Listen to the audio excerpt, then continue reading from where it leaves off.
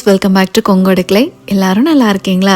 இந்த வீடியோங்க டியூஸ்டே காலையிலேருந்து சாயந்தரம் வரைக்கும் எப்படி போச்சுன்னு தான் பார்க்க போகிறோங்க. வீடியோக்குள்ளே போகிறதுக்கு முன்னாடி என் சேனலை சப்போர்ட் பண்ணுற எல்லாத்துக்குமே ரொம்ப நன்றிங்க. ஒரு முக்கியமான விஷயங்க, சேனல் சப்ஸ்கிரைப் பண்ணியிருந்தீங்கன்னா பெல் ஐக்கான் மறக்காமல் கிளிக் பண்ணி வச்சுக்கோங்க. அடுத்து இந்த கமெண்ட் செக்ஷன் பற்றி சொல்லியே ஆகணுங்க. அங்கே உங்களோட சப்போர்ட் கொடுக்குறீங்க பாருங்களேன், ரொம்ப சந்தோஷமாக இருக்குதுங்க. ஏதோ நம்ம பக்கத்துலேயே உட்காந்து பேசிகிட்டு இருக்க மாதிரி தாங்க எனக்கு இருக்கும். நீங்கள் ஒருத்தரும் பண்ணுற கமெண்ட்ஸு, அதுக்கப்புறம் நீங்கள் ஒருத்தரும் யார் அந்த பேர்லேருந்து எல்லாமே எனக்கு ஞாபகம் இருக்குதுங்க. ஒரு நாள் உங்கள் கமெண்ட் வராட்டி கூட நான் ரொம்ப எதிர்பார்த்துட்ருப்பேங்க, ஏன் இவங்க பண்ணல அப்படின்ட்டு. என்னோடய வீடியோவுக்கு கமெண்ட்டோட கவுண்ட் ஜாஸ்தி ஆகணும் அதுக்கெல்லாம் இல்லைங்க. ஓகே, இவங்களுக்கு எல்லாமே நல்லபடியாக தானே போயிட்டுருக்கோம், ஓகேவா அப்படின்னு தான் அந்த மாதிரி தோணுங்க. இந்த எல்லோரும் நல்லா இருக்கீங்களான்னு முன்னாடி கேட்குறேங்க, அது வெறும் வாய் வார்த்தை இல்லைங்க, மனசார தான் கேட்குறேன். இந்த மிஷின் மாதிரி நிற்கிறக்கே டைம் இல்லாமல் இப்போ ஓடிட்டுருக்கிற காலத்துலேங்க நல்லா இருக்கியா, சாப்பிட்டியான்னு யாராவது நம்மளை கேட்க மாட்டாங்களான்னு எல்லாரும் மனசுலேயும் இருக்குங்க. அதுக்கு என்னால் முடிஞ்சது பண்ணுறேன் தான் நினைக்கிறேங்க. ஏன்னா எனக்கே நிறைய பேர் இன்ஸ்டாகிராமில் டிஎம் பண்ணியிருக்காங்க, கமெண்ட்டில் சொல்லியிருக்காங்க, எல்லோரும் நல்லா இருக்கீங்களான்னு நான் காலையில் எந்திரிச்சோன்னு கேட்குறப்ப எனக்கு அவ்வளோ சந்தோஷமாக இருக்குன்னு இருக்காங்க. ஸோ இதை விட வேறு என்னங்க வேணும்? சரிங்க, இப்போ வீடியோக்குள்ளே போகலாமாங்க. யூகேலலாம் இங்கே ஒரு வாரத்துக்கு ஹாஃப் டேர்ம் லீவ் விட்டுட்டாங்க. ஸோ இந்த குட்டி பையன் பார்த்திங்கன்னா ஸ்கூல் இருக்கிறப்பெல்லாங்க மிக்ஸி ஓட்டினாலும் சரி, குக்கர் விசில் அடித்தாலும் சரி எந்திரிக்கவே மாட்டாருங்க. கடைசியில் போய் தூக்கிட்டு வர வேண்டியதாக இருக்கும். இப்போ லீவ்லங்க எந்திரிக்கிறதே பசிக்குதுன்னு எழுப்புறதுங்க. நம்ம எந்திரிச்சு உடனே ஓடி சரி தோசை ஊற்றி தரேங்கிறேன், வேணான்ட்டாருங்க. சரி நீ குளிக்கெல்லாம் வச்சுட்டு அதுக்கப்புறம் ஒரு ஐஸ் பாப் தான் வேணும்னாரு, போட்டு கொடுத்தா அவர் உட்காந்து சாப்பிட்டுட்டு இருந்தார்.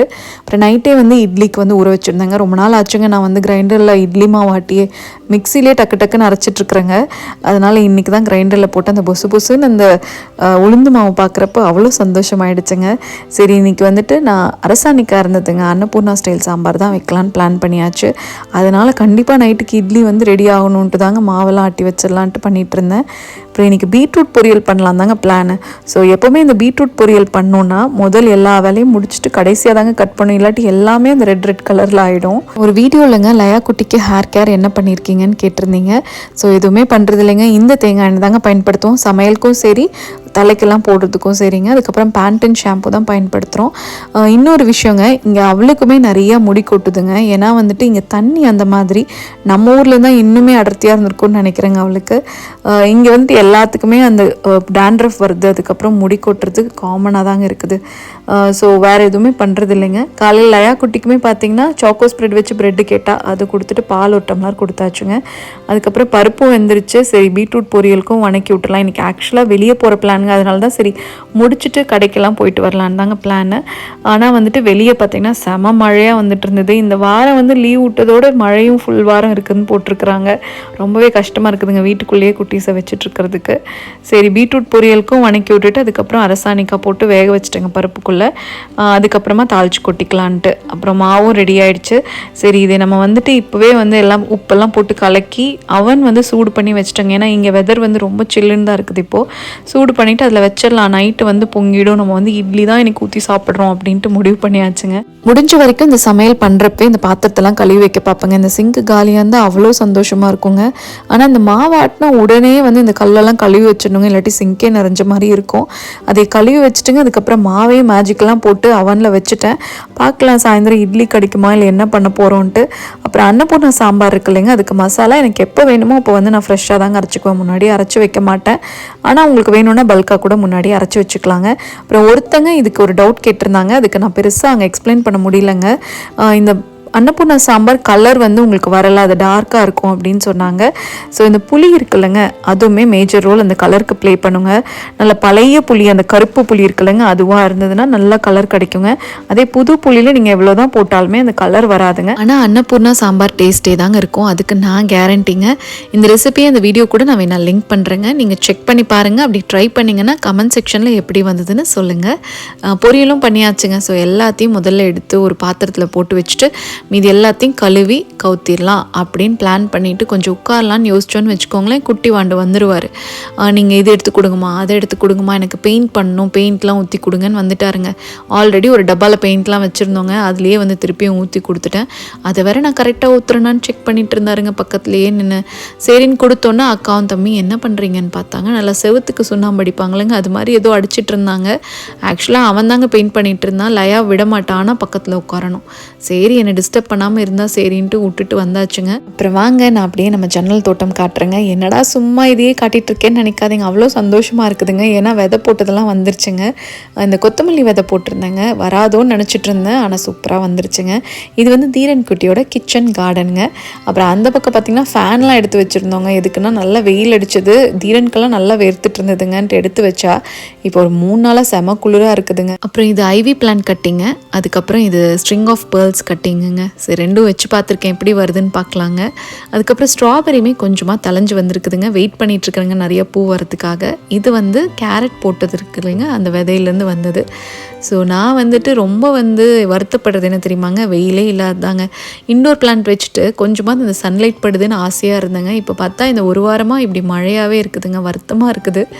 அடுத்தது இது பாருங்கள், கீரை எவ்வளோ நல்லா வந்திருக்குல்லங்க. அப்படியே மேலே எட்டி பார்த்துட்ருக்குறாங்க. புதினா பார்த்திங்கன்னா நிறையா குச்சி வாடி போயிடுச்சுங்க. கொஞ்சம் தான் வந்திருக்குது, அது ஏன் தெரியல, ஏன் வாடுதுன்னு தெரிலங்க. அதுக்கப்புறம் ரோஸுமே கட் பண்ணி விட்டது நிறையா தலைஞ்சு வந்துருச்சுங்க. அந்த முன்னாடி இருந்த ரோஸுங்க அது மட்டும் கொஞ்சம் ஏதோ ஒரு மாதிரி ஆயிடுச்சு, மற்றபடி நிறையா தலைஞ்சிருச்சுங்க. ஆரஞ்சு பிளான்ட் தான் பயந்தேன், ஃபுல்லாக நம்ம கட் பண்ணி விட்ருக்குறோம் வருமான்ட்டு. ஆனால் சூப்பராக பூவே வர ஆரம்பிச்சிருச்சுங்க, பூவு நல்லா தலைஞ்சு வர ஆரம்பிச்சிருச்சுங்க. அதுக்கப்புறமா நம்ம மடகாஸ்கரன் ஜாஸ்மின் இப்போ ஒரு கொத்து பூ பூத்துருந்ததுங்க. அதுக்கப்புறம் நிறையாவே மொக்கு இனி வந்துட்டே இருக்குது. இந்த ஜன்னல் தோட்டம் செட்டப் இந்த தடவை பண்ணது பார்த்திங்கன்னா ரொம்ப பிடிச்சி போச்சுங்க. அங்கே போய் நின்னா அப்படியே மறந்து நின்றுறேங்க, அவ்வளோ அழகாக அதையெல்லாம் பார்த்துட்டே நிற்கிறேன். அவர் என்ன சொன்னார்னா, அந்த நடுவில் இடம் காலியாக இருக்குதுல்ல, அங்கே ஒரு ஸ்டாண்ட் வாங்கி வச்சுக்கோ, இன்னும் செடி வச்சுக்கலான்ட்டுங்க. ஆனால் தண்ணி ஊற்றுறக்கு அங்கே போய் நின்னா தாங்க ஊற்ற முடியுது, அதனால தான் வேணான்னு விட்டுட்டேன். அடுத்தது இந்த ஃபிஷ் டேங்க்குங்க. இந்த பிளான்ஸ்க்கு ஏதாவது பண்ணுறப்போ, இந்த ஃபிஷ் டேங்க் ஏதாவது பண்ணுறப்போ நின்று பார்க்குறப்பெல்லாம் அவ்வளோ திருப்தியாக சந்தோஷமாக இருக்குங்க. இந்த குட்டி ஃபிஷ்க்கு பார்த்திங்கன்னா 2 நாளைக்கு ஒரு தடவை தண்ணி மாற்றணுங்க. நம்ம போடுற ஃபிஷ் ஃபுட் கீழே போய் செட்டில் ஆயிடுச்சுன்னா அதுக்கு ஆபத்தாக முடிஞ்சிடுங்க. குட்டி மீன்கள் பாருங்களேன் எவ்வளோ அழகாக நீந்திட்டு இருக்குது. அப்புறம் குட்டி பையனோட இந்த விளையாட்டு பாருங்களேன். இவங்க 2 பேரும் ஃப்ளைட்டில் போகிறாங்களாமா, 2 ட்ராலி எடுத்துகிட்டு போயிட்டாங்க. ஃப்ளைட்டில் தூங்கிட்டு இருக்காராமாங்க, நிஜமாலாம் தூங்கலைங்க, அது விளையாட்டு. ஃப்ளைட்டில் தூங்கிட்டு இருக்காங்க, அக்கா உள்ளே இருக்கிறாங்கங்க. அடுத்தது இந்த க்ரீம் இருக்குல்லங்க, அது இன்றைக்கி நான் விடவே மாட்டேன் அப்படின்ட்டுங்க மைக்ரோவேவ் அவனில் தான் பாலையும் பட்டரையும் கலக்கி நான் நல்லா சூடாக இது பண்ணிவிட்டுங்க. மிக்சர் ஜாரில் ஒரு 4 நிமிஷம் நல்லா அடித்து நல்லா க்ரீமியாக வந்திருக்குதுங்க. இதை நாளைக்கு காலையில் தான் நான் இது ட்ரை பண்ண போகிறேன், பீட் பண்ணிங்க. கண்டிப்பாக வரும்னு தான் ஒரு ஹோப் இருக்குதுங்க. குட்டி பையனுக்கு வேறு பசிக்குதுன்ட்டாருங்க, அதனால் ஃபஸ்ட்டு சாப்பாடெல்லாம் போட்டுடலான்னு தான் போட்டுட்ருந்தேங்க. நானே சாப்பிட்றேன்னு வேறு சொல்லிட்டாரு, அதனால் 2 பேர்த்துக்கும் சாப்பாடு போட்டு பிணைஞ்சு வச்சுருந்தேங்க. லயாக்குட்டி அவங்க ஸ்பூனில் தான் சாப்பிடுவேன்ட்டாங்க. இவருக்கு கையில் சாப்பிட்றது ரொம்ப பிடிக்குங்க. அதனால் பொரியல் எடுத்து கொஞ்சம் வச்சு அந்த சாம்பார் எடுத்து சாப்பிட்டுட்டு இருந்தார். சரி சாப்பிடு அப்படின்னு விட்டாச்சுங்க. சாப்பிட்டு முடிச்சுட்டு அதுக்கப்புறம் லயா குட்டிக்கு இன்றைக்கி சோவிங் கிளாஸ் இருந்ததுங்க. ஸோ ஒரு 2 மணி நேரம் இருக்குது. அதுக்கு தான் வெளியே வந்தோம். இந்த குட்டி பையனை ஏமாற்றி விட்டுட்டு வந்துட்டோம், அழுதுட்டு தான் இருந்தார் உள்ள. ஏன்னா மழை தூருதுங்க. சரி வேணான்ட்டு வந்தால் வெளியே மழையெல்லாம் இல்லைங்க, நல்லா காற்று, அதுக்கு அந்த சாரல் அடிக்கிற மாதிரி தான் இருந்ததுங்க. அவளை விட்டுட்டு அப்படியே அப்புறம் வீட்டுக்கு வந்துட்டேங்க. லயா குட்டி 2 மணி நேரம் கழிச்சு கூப்பிட்டுட்டு வரலான்ட்டு வந்தேங்க. அந்த குட்டி பையன் மறுபடியும் ரொம்ப பொக்குன்னு இருந்தார். சரி திருப்பியும் அவரை கூப்பிட்டுட்டு அப்படியே கடைக்கு வரலான்ட்டு வெளியே வந்தாங்க. அவர் தூங்கிட்டார்.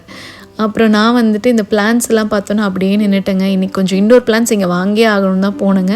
கொஞ்சம் வாங்கவும் செஞ்சுட்டேங்க. ஏன்னா ஒரு ஃப்ளவர் பேஸ்கெட் மாதிரி வாங்கியிருக்கேன், அதில் அரேஞ்ச் பண்ணுறதுக்காக தான். அப்புறம் இங்கே பாருங்களேன், இந்த ஸ்ட்ராபெரி பிளான்ட் பார்த்தோன்னா எனக்கு அவ்வளோ சந்தோஷமாயிடுச்சுங்க. ஆனால் நம்ம வாங்கிட்டோமே முன்னாடியே அப்படின்ட்டு இருந்தது. இதில் குட்டி குட்டி அந்த ஸ்ட்ராபெரியே இருந்ததுங்க. நான் கொஞ்சம் வெயிட் பண்ணியிருந்தால் இதே வாங்கியிருக்கலான்னு நினைக்கிறேன். அப்புறம் வாங்கிட்டு அப்படியே அடுத்தது டெஸ்கோ தான் போனேங்க. கொஞ்சம் எண்ணெயெல்லாம் அங்கே டெஸ்கோவில் இருக்குது, வாங்கலான்ட்டு தான் போனேன். எண்ணெய் அங்கே சீப்பாக இருக்குங்க. 5 லிட்டர் சன்ஃப்ளவர் ஆயிலே டெஸ்கோவில் சீப்பாக இருக்கும். ஸோ அங்கே போயிட்டு வாங்கிட்டு அங்கே போனோன்னே ஒரு பிளான்ட் பார்த்துங்க. எல்லாம் வாங்கிட்டு ரிட்டன் வரப்போ தான் இந்த குட்டி பையன் எந்திரிச்சார். பாருங்களேன் எவ்வளோ சூப்பராக இருக்குல்லங்க மழை வந்தனால. இப்போ மணி பார்த்திங்கன்னா 7 மணிங்க. எப்போவுமே சாயந்தரம் 7 மணி நல்லா வெளிச்சமாக இருக்கும். இன்றைக்கி மழையெல்லாம் வந்தனால கொஞ்சம் இருட்டுற மாதிரி தாங்க இருந்தது. அப்புறம் இந்த குட்டி பையங்க இங்கே நம்ம வர வழியில் இந்த குருவி இருக்குல்லங்க, அது டிஃப்ரெண்ட்டாக ஏதோ கத்திட்டு இருந்ததுங்க. அது கூட இந்த குட்டி குயில் எப்படி கூவுதுன்னு கேளுங்களேன்.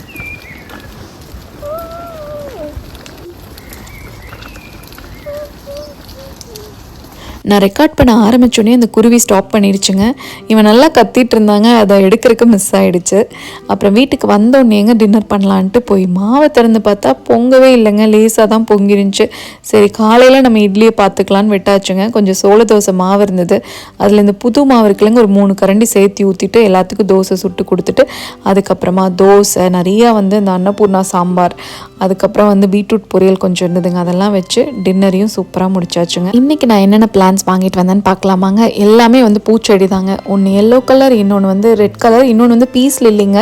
பீஸ் லில்லி 4 பவுண்டுன்னு போட்டிருந்தாங்க. குட்டி பீஸ் லில்லி தாங்க இருந்தது. அது போய் எடுத்து வச்சுட்டேங்க. அதுக்கப்புறம் இந்த பக்கம் பார்த்தா ரெடியூஸ் டு கிளியர்னு 1 பவுண்ட் 35 பென்ஸுக்கு ஒன்று வச்சுருந்தாங்க. ஒரே இலை வந்து காஞ்சிடுச்சாமாங்க. அதுக்காக இது வந்து ரெடியூஸ் பண்ணிட்டாங்க. சரின்னு இது தூக்கிட்டு வந்தாச்சுங்க. நாளைக்கு தான் இதை அரேஞ்ச் பண்ணணும். அப்புறம் கிச்சன் வேலையெல்லாம் முடிச்சு கடையும் சாத்தியாச்சுங்க. இந்த வீடியோ உங்களுக்கு பிடிச்சிருக்குன்னு நினைக்கிறேங்க. அப்படி பிடிச்சிருந்த சேனலை சப்ஸ்கிரைப் பண்ணணும்னு தோணுச்சுன்னா மறக்காமல் சப்ஸ்கிரைப் பண்ணுங்கள். தேங்க்ஸ் ஃபார் வாட்சிங்.